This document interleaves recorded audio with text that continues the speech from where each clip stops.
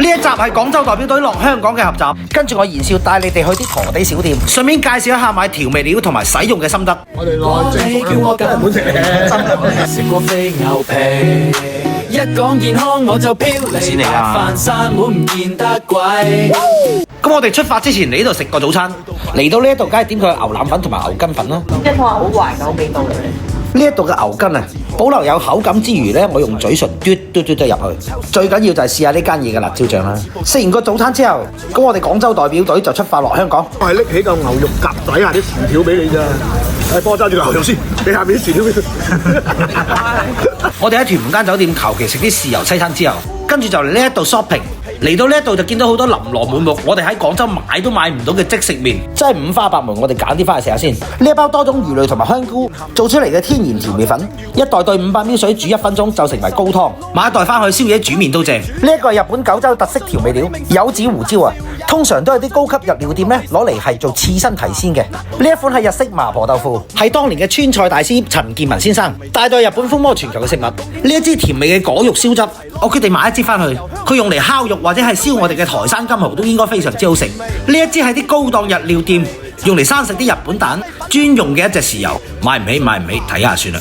呢一支萬能昆布汁，平時用嚟調燒烤汁一流，特價買翻支翻去先。呢一啲係日本甜番薯啊，嗰啲甜度絕對甜過小甜甜，煨番薯一流。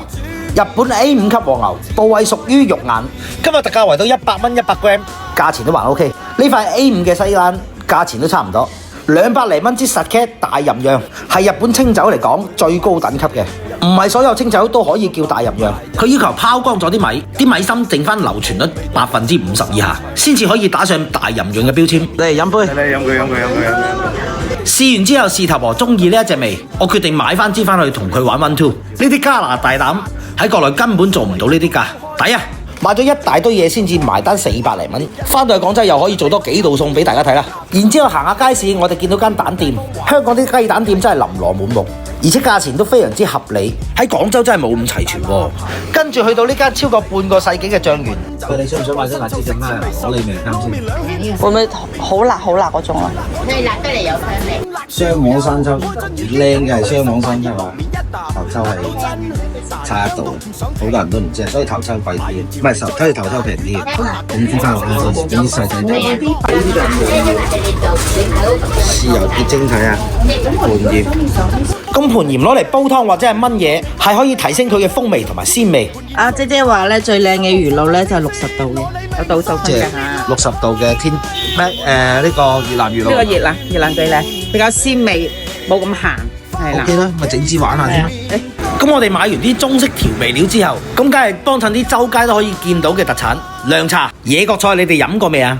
跟住喺屯門口行食麵嘅好地方，咁佢呢一度咧係行五香牛雜或者五香牛肉呢一派嘅。咁喺廣州嘅江南西嗰度咧，亦都有一間做得相當之出色。呢五香味啊，好似我哋廣州嗰間潮有似啊，好似啊。一個咧，個味道我覺得嗰邊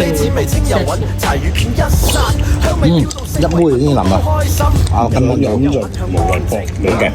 咁喺香港嘅麵店咧係分廣州派同埋潮汕派嘅，點樣去區分佢哋咧？就係睇啲辣椒醬啦。用紅油辣椒嘅一定係潮汕派，如果見到用番薯辣椒醬嘅話，就一定係廣州嗰派。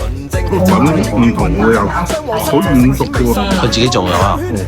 咁呢一款酥脆嘅魚皮咧喺廣州係比較少見嘅。鮮魚皮食啊，門展嚟㗎嘛。